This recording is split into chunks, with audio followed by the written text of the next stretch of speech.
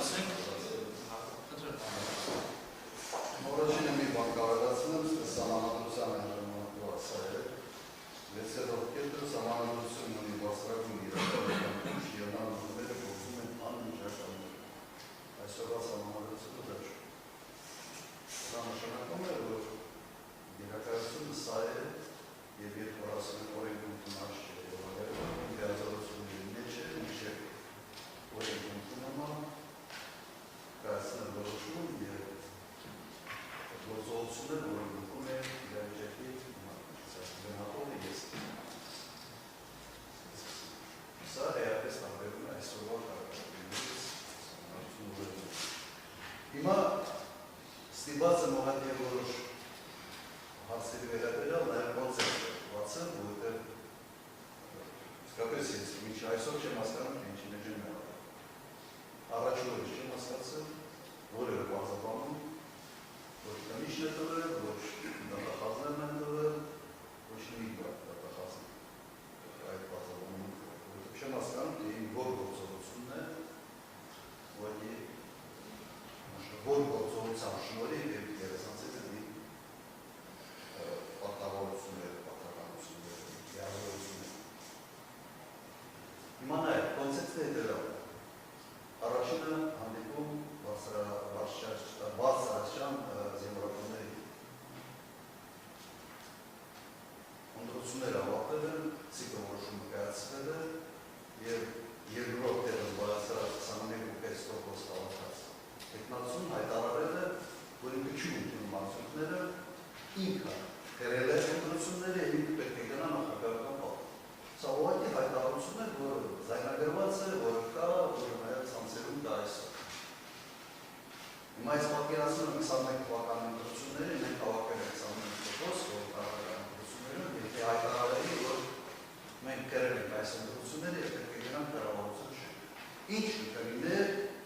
որ կերել ենք։ Ինչ կլիներ։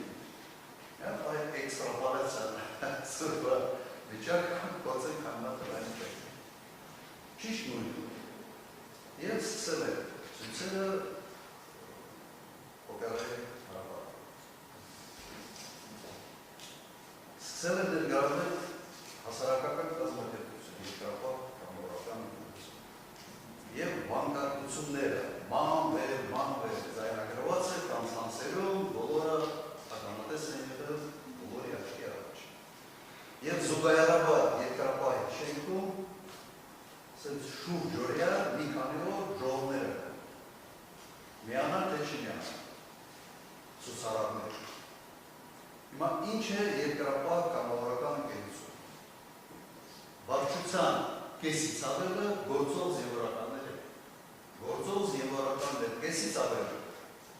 Եվ ամբողջ օր այդ զինվորականները գտնում են երկրապահում, մի մասը ասում են գնան, մի մասը ասում են չգնան, որը է դեպքում չէ։ Միայն իրենց վարորդներով,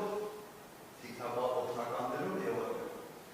Բանակի ղեկավար մարմնի մի մասը այնտեղ քննարկում, միանալ թե չմիանալ։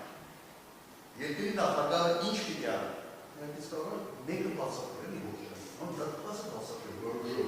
ին ֆունկցիա, զինված, եւ ինձ դեպքում են, որ զինված ընդ քննարկում, գնանք թե չգնանք։ Եվ դա տևում է մի 2-3 օր։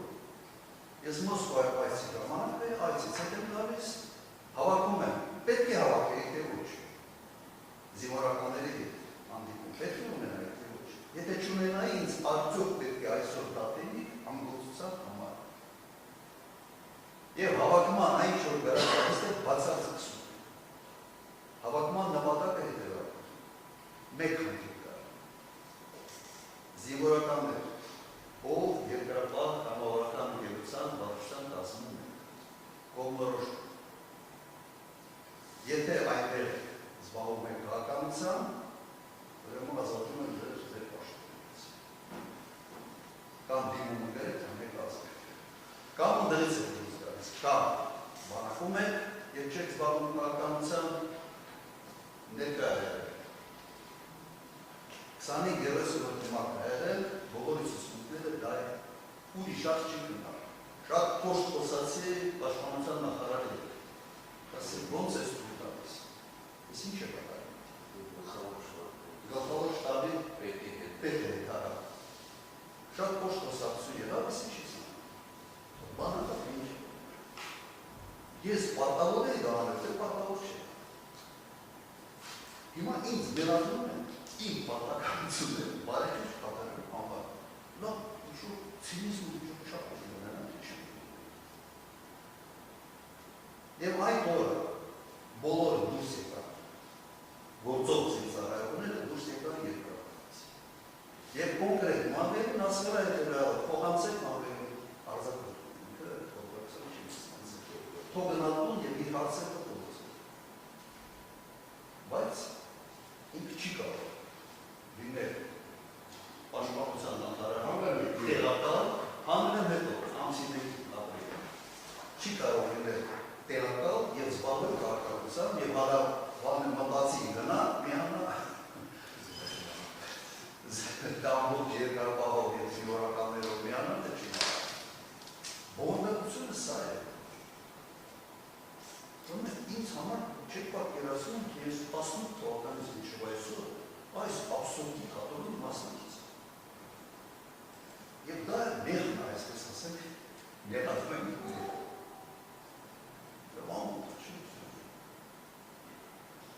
Հիմա ինչ վերաբերում է հրամանագրի։ Հրամանագիրը ստորագրել է, որտեղ ասում է, չէ, բանի պետք է չկա, առաջին քնիչ չի, որոշ քնիչ պետք է չկա։ Սահմանադրականությունից։ Երբ ես ստորագրել եմ հրամանագիրը,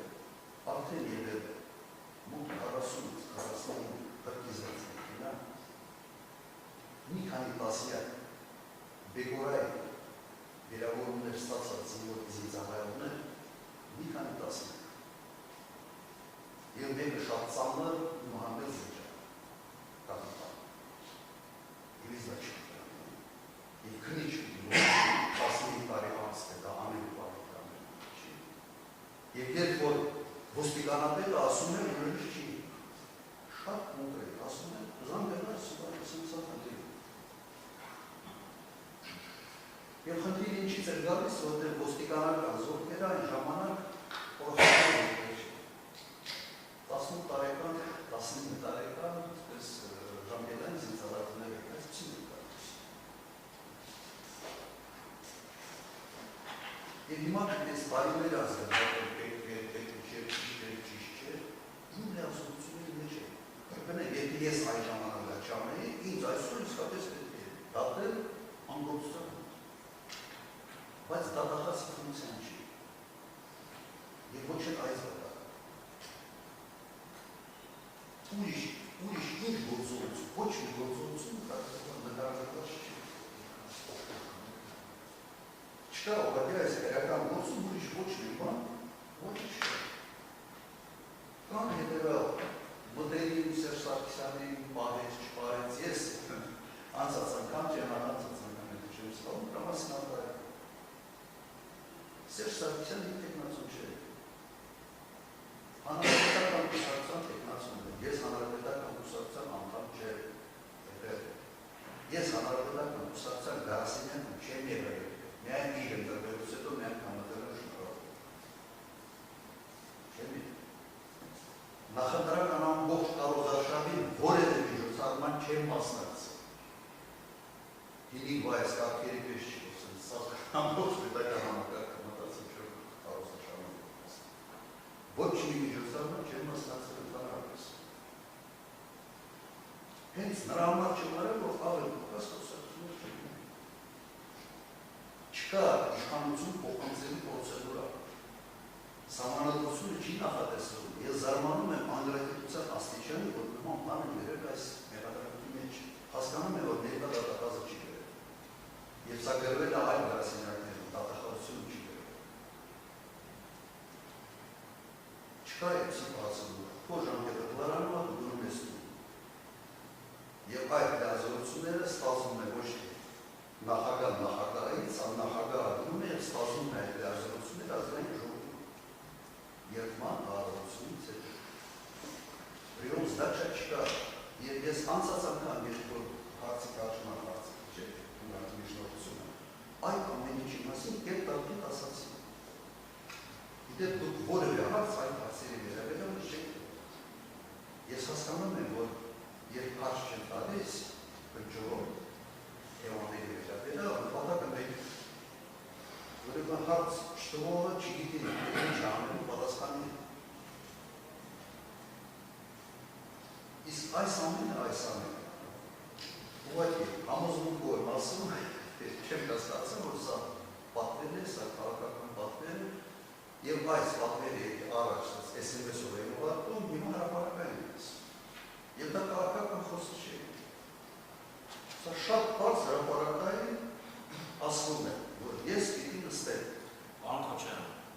ոսեմ ձեզ ընդհատում։ Սա հրապարակային Այն որ այս փուլի դատարանը չի դարձ, սա այդ փուլը չի։ Դատարանը կարող է ձեր դիրքորոշման հետ կապված որոշակի ճշգրտող հարցադրումներ անի։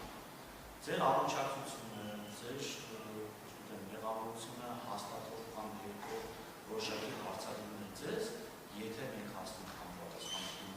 իհարկե դուք ունեք վերաբերել դասավանդական կարգավիճակ, դուք վարորդի ցանկացած բնում կարող ցույց տալ մասին հայտարարել, դատարանի որոշակի բացառումներ ներկայացնի, դուք ցույց տալ, եւ այս այդտեղ դատարանը որոշի։ Հիմա այս պահին ձեր մեղավորության հարցը չեն քննարկում, որ դատարանը ձեզ հարցադրումներ անի եւ ստանա պատասխան։ Դուք ասում եք դատարանը հարց չի տալիս, որտեղ հարցի արդյունքում եղելի պատասխանի հետևանքով դատարանը, չգիտեմ, չի կարողանալու որոշում, կարելի է կամ ձեր խոսքերով ինչ ասեք։ Կամ ասում եք հնարավորինս պարոն Քոչարյան զերծ մնացեք, չգիտեմ, SMS ստանալ, ես նորից հիշացնեմ, մենք տարուկես մի քիչ ավել են նույն հարցին։ Կամ վստահում եք դատարանին, սպասում եք ակնկալում եք դատարանից արտահայտություն, կամ չեք վստահում դատարանին եւ նախագահ դատարանում ներկայացնում եք բացառική միջնորդություն։ Երրորդ տարբերակ չկա։ Մենք երրորդ տարբերակ չունենք։ Հիմա դուք ձեր քաղաքական հակառակորդի հետ ինչ փոխհարաբերությունների, անձնական, ոչ անձնական, չգիտեմ, քաղաքական պրոցեսների մեջ եք գտնվել, այդ հայտարարությունները այլ